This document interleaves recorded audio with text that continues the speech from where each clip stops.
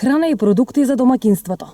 Во маркетите се трошат најголем дел од средствата што државата ги подели на граѓаните преку платежните картички Купувам домашно. Министерството за финансии денеска објави дека дури 89% од парите завршиле во прехрамбените продавници.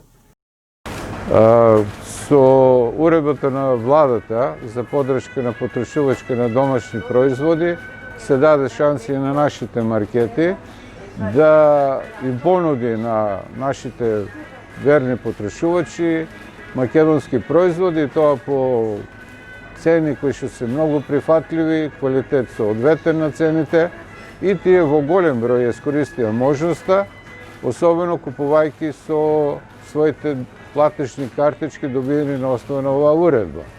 За обемот на зголемувањето на продажбата со картичките кажува една статистика која што ние направивме, дека пред воведување на овие картички имавме отприлика 22% од вкупните плаќања кај нас со било која платежна картичка, кој процент во наредните месеци јуни и јули достигна до 30%. При останати услови тоа кажува дека масовно нашите луѓе, нашите потрошувачи ги користеле кај нас платежните картички. Помал процент се потрошени во ресторани и во продавници за облека и други производи.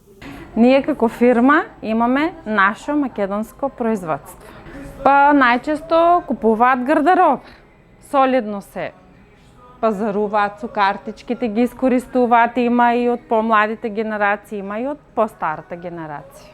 За сега младата популација најмногу доаѓа во нашиот дуќан и ги користи платежните картички, најмногу за ташни и за други наши артикли што ги имаме во дуќанот. Другите 10% се распределени на потрошувачката во ресторани, 4,7% или 30 милиони динари. Потоа за текстил, облека и обувки 2,9% или 42 милиони динари. Во аптеките биле потрошени 2,3% или 10,8 милиони динари и под графата останато отпаѓаат 1,1%. Преку 276.000 граѓани веќе добија и користат домашна платежна картичка. До 18 јули биле издадени вкупно 276.272 картички, на кои биле префрлени 24,6 милиони евра. До овој датум со картичките биле реализирани 1,25 милиони трансакции и потрошени вкупно 17,7 милиони евра.